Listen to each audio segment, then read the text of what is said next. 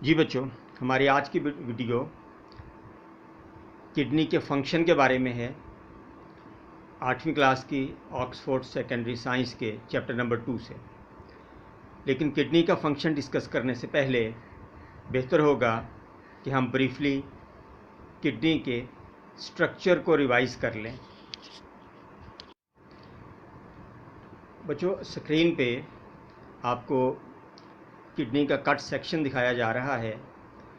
इसमें आप देख रहे हैं कि एक पार्ट जो है सबसे पहला, दैट इज़ रीनल कैप्सूल, यानी ये वो वाला पार्ट है जो किडनी को इन्वेलप कर रहा होता है, किडनी को एक इसने कवर की तरह ढांपा हुआ होता है।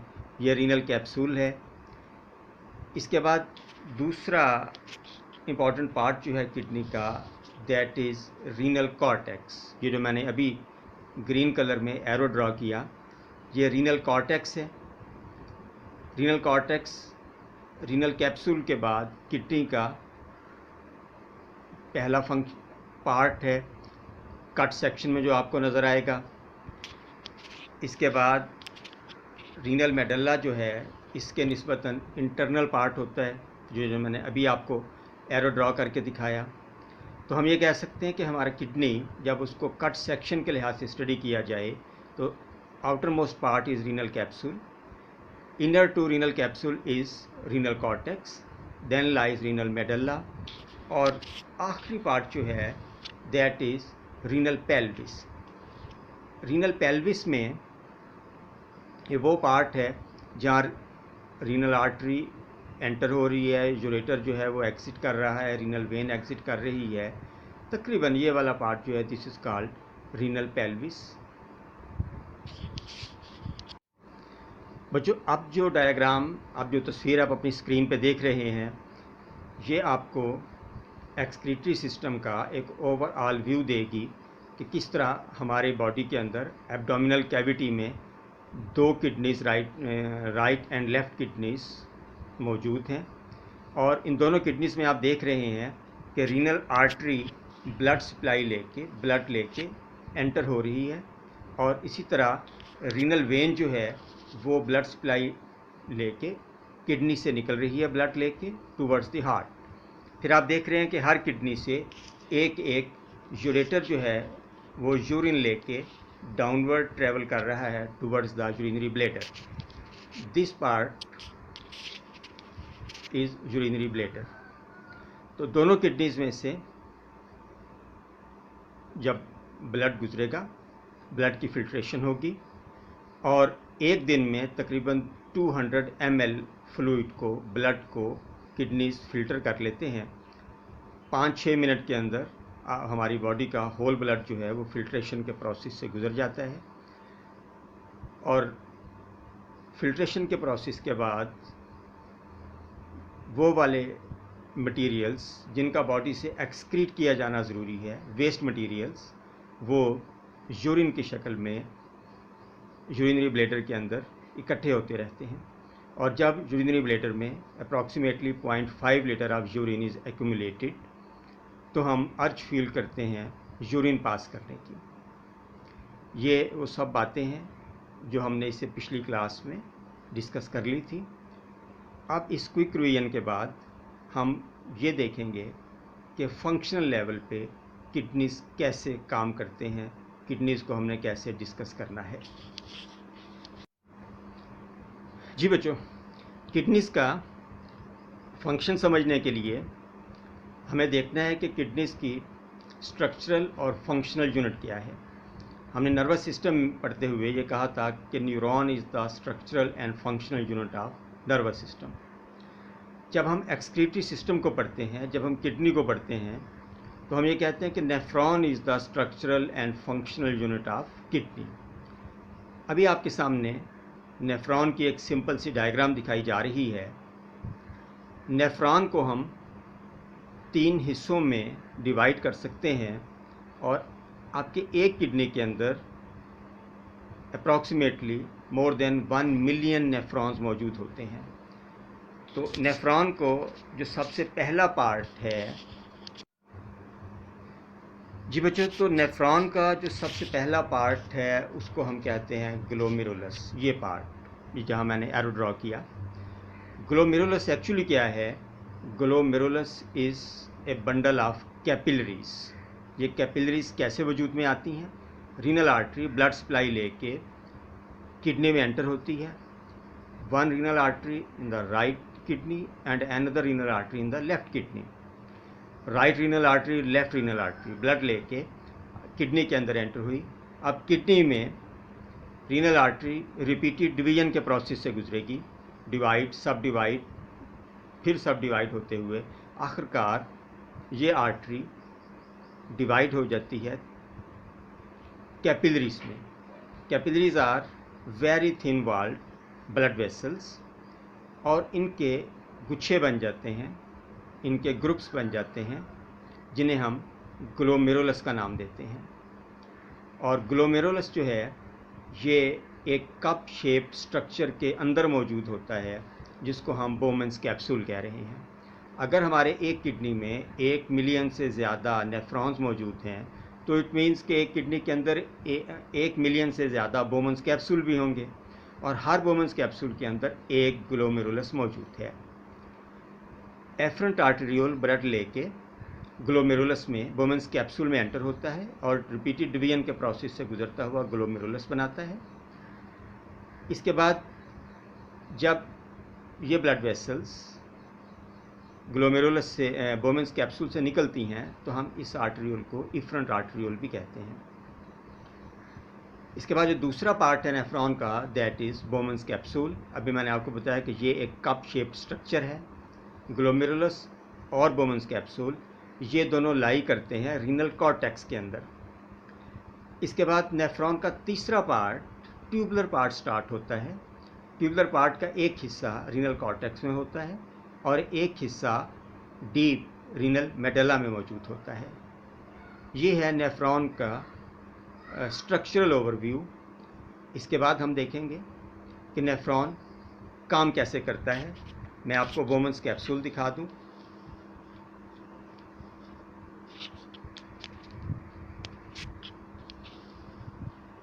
This is Bowman's capsule. ये जो कप शेप स्ट्रक्चर आपको येलो कलर में नज़र आ रहा है, ये बोमन्स कैप्सूल है।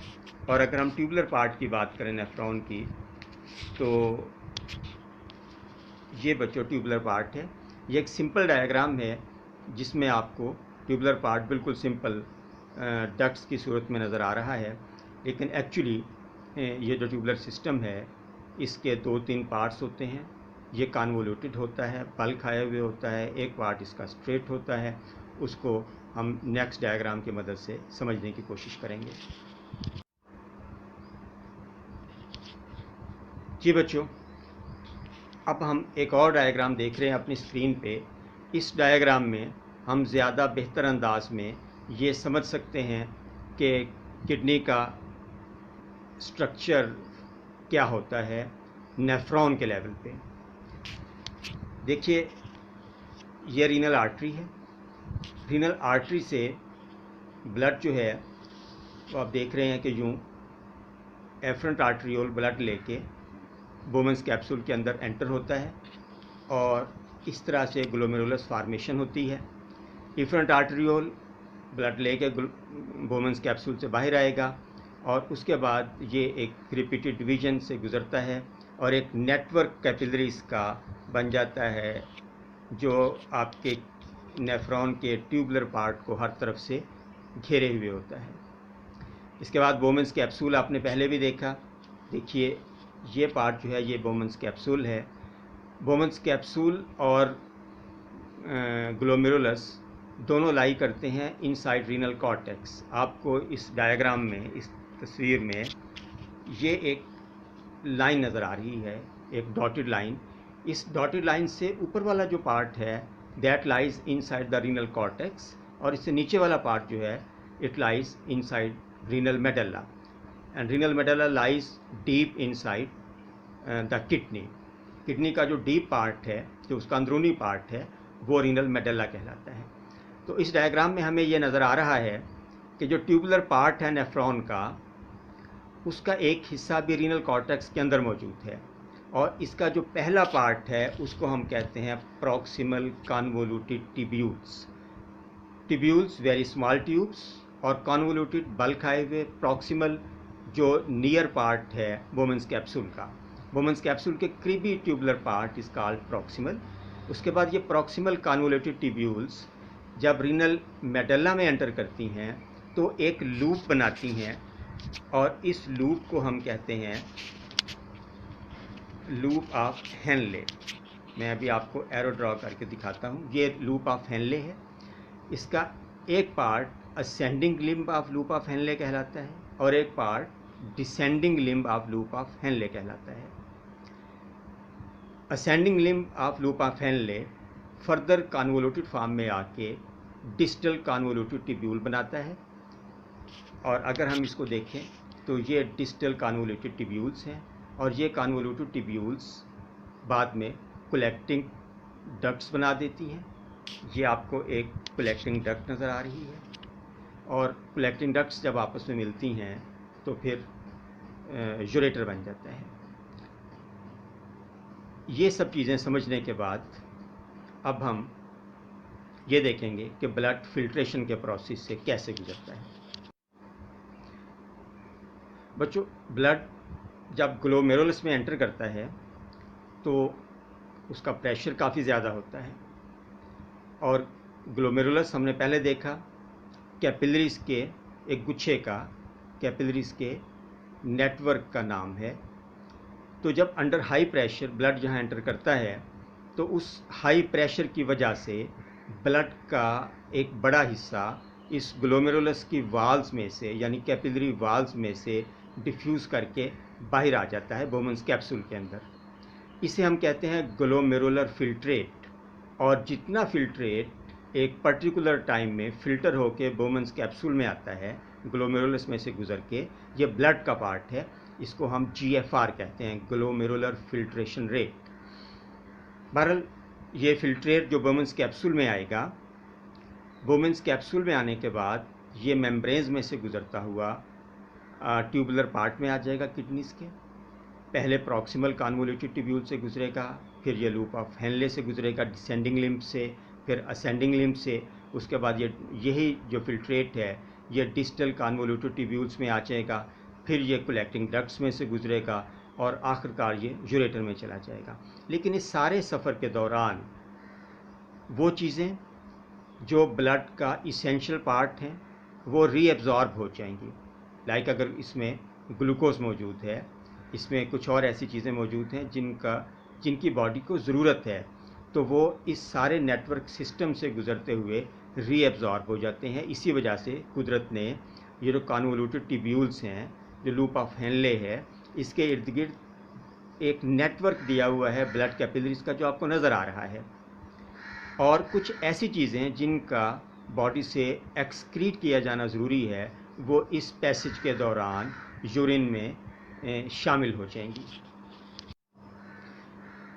जी बच्चों, इस डायग्राम में आप देख रहे हैं कि हमारा नेफ्रॉन का जो ट्यूबुलर पार्ट है उसमें कौन कौन से ऐसे मिनरल्स हैं, कौन कौन से ऐसे केमिकल्स हैं जो हमारी बॉडी के लिए ज़रूरी होते हैं, हमारी बॉडी के लिए इसेंशियल होते हैं। लिहाजा इनको रीएब्जॉर्ब कर लिया जाता है जब ग्लोमेरुलर फिल्ट्रेट बोमेंस कैप्सूल में से होता हुआ ट्यूबुलर पार्ट ऑफ नेफ्रॉन में आता है। आप ये देख रहे हैं इस टेबल में, इस छोटे से बॉक्स के अंदर आपको बताया जा रहा है कि amino acids, proteins, vitamins, lactose, urea, uric acid, ये मुख्तलिफ चीज़ें हैं जो इस लेवल के ऊपर यानी प्रॉक्सिमल कन्वोल्यूटेड ट्यूब्यूल्स के लेवल पे इस फिल्ट्रेट में मौजूद हैं। अब इनमें से कुछ चीज़ें इसके अंदर रिटेन करेंगी, कुछ चीज़ें इसमें से रीएब्जॉर्ब कर ली जाएंगी और जो चीज़ें रीएब्जॉर्ब होंगी वो जो ब्लड वेसल्स हैं, जो कैपिलरीज नेटवर्क हैं, उसके अंदर आ जाएंगी और कुछ चीज़ें इन कैपिलरीज में से ऐड कर दी जाएंगी इस ट्यूबुलर नेटवर्क के अंदर एक्सक्रीशन के लिए। अगर आप देखें तो आपको इस बॉक्स में बताया जा रहा है कि यूरिया है, यूरिक एसिड है, क्रेटिनिन है, ये चीज़ें इस ट्यूबुलर नेटवर्क के अंदर मौजूद हैं। और ये रीएब्जॉर्ब नहीं होंगी, बल्कि यूरिन जो पास हो रहा है इस पैसेज में से उसके साथ एक्सक्रीट कर दी जाएंगी यूरिथ्रा के ज़रिए बॉडी से। इसके अलावा आप देख रहे हैं कि सोडियम, पोटाशियम और क्लोराइड आयंस हैं। यहाँ आप देखिए हाइड्रोजन आयंस हैं, पोटाशियम आयंस हैं, अमोनियम आयंस हैं। इसके बाद आप यहाँ देख रहे हैं वाटर है, सोडियम आयंस हैं, क्लोराइड आयंस हैं। तो ये जो ट्यूबुलर नेटवर्क है इसमें मुख्तलिफ लेवल्स के ऊपर वो मिनरल्स जो हमारी बॉडी के लिए इसेंशियल हैं वो रीएब्जॉर्ब हो जाते हैं। रीएब्जॉर्ब होने का मतलब बच्चों ये है कि इस ट्यूबुलर नेटवर्क से गुज़रते हुए ये केमिकल्स, ये मिनरल्स हमारे ब्लड वेसल्स के अंदर, हमारे कैपिलरीज के नेटवर्क के अंदर आ जाएंगे। और अगर हम लोग एक ऐसे कंडीशन में मौजूद हैं, मौसम ऐसा है जब हमारी बॉडी को पानी की ज़्यादा ज़रूरत नहीं है, पानी की जो सप्लाई है हमारी बॉडी के अंदर वो अच्छी भली है, तो ऐसी सूरत में वाटर की एब्जॉर्प्शन कम हो जाएगी और जो यूरिन हम पास करेंगे वो डाइल्यूट यूरिन होगा। लेकिन अगर हमारी बॉडी वाटर डेफिशिएंसी को फेस कर रही है, वेदर हॉट है, हमारे जिस्म में पानी की कमी है, तो ऐसी सूरत में kidneys maximum amount of water को रिटेन कर लेंगे, उनको एब्जॉर्ब कर लेंगे, उस वाटर को रीअब्जॉर्प्शन के अमल से गुजरेगा वो वाटर, और जो यूरिन हमारी बॉडी से पास होगा that will be concentrated urine. इसलिए बच्चों एक अहम मटेरियल जिसको हमारे किडनीज एक्सक्रीट करते हैं वो यूरिया है। एग्जामिनेशन पॉइंट ऑफ व्यू से आपके लिए जानना ज़रूरी है कि यूरिया हमारी बॉडी में आता कहाँ से है, यूरिया कैसे प्रोड्यूस होता है, कहाँ प्रोड्यूस होता है। तो बच्चों हमारी डाइट का एक इम्पॉर्टेंट कंस्टिट्यूएंट जो है, एक इम्पॉर्टेंट कंपोनेंट जो है वो प्रोटीन है। हमारी बॉडी में जब प्रोटीन की ब्रेकडाउन होगी लीवर के अंदर तो उसके नतीजे में कुछ नाइट्रोजनस कंपाउंड्स पैदा होंगे, कुछ अमाइनो एसिड्स पैदा होंगे। इन अमाइनो एसिड्स में से कुछ अमाइनो एसिड्स ऐसे होते हैं जो इसेंशियल अमाइनो एसिड्स हैं, कुछ ऐसे अमाइनो एसिड्स भी बनेंगे जिनकी हमारी बॉडी को ज़रूरत नहीं होती, और इनको, इन अमाइनो एसिड्स को, इन एक्स्ट्रा प्रोटीन्स को जो हमारी ज़रूरत से ज़्यादा हैं, बॉडी में स्टोर भी नहीं किया जा सकता। तो बॉडी के अंदर ये मैकेनिज़्म नेचर ने रखा कि एक्स्ट्रा प्रोटीन्स ब्रेक डाउन होने के बाद यूरिया में कन्वर्ट हो जाती हैं, which is less toxic for our body. बाज़ नाइट्रोजनस कंपाउंड्स ऐसे हैं जो यूरिया से ज़्यादा टॉक्सिक हैं, लाइक अमोनिया।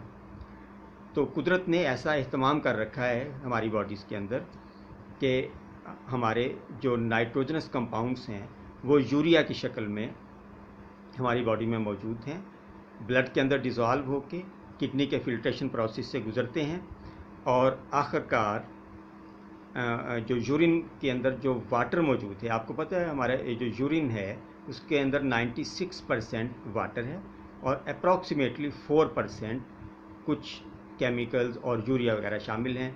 और वाटर की कंसंट्रेशन, इससे पहले हमने कंडीशंस डिस्कस कर ली, वेरी कर सकती है, ये एवरेज वैल्यू है 96%। तो यूरिया इस वाटर के अंदर डिज़ोल्व फॉर्म में यूरिनरी ब्लैडर में आ जाएगा और उसके बाद जब आप यूरिन पास आउट करेंगे तो आपकी बॉडी से निकल जाएगा।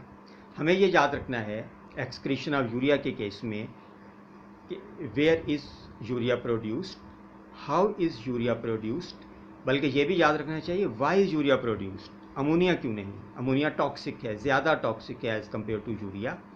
और फिर यूरिया की एक्सक्रीशन कैसे होगी, यूरिया की प्रोडक्शन लीवर में हो रही है और प्रोटीन मेटाबॉलिज्म के नतीजे में, प्रोटीन की ब्रेकडाउन के नतीजे में यूरिया बन रहा है, और ये यूरिया हमारी जो कलेक्टिंग डक्ट्स हैं उनसे होता हुआ यूरेटर में आता है, यूरिनरी ब्लैडर में आता है, और जब हम यूरिन पास आउट करते हैं तो हमारी बॉडी से एक्सक्रीट कर दिया जाता है।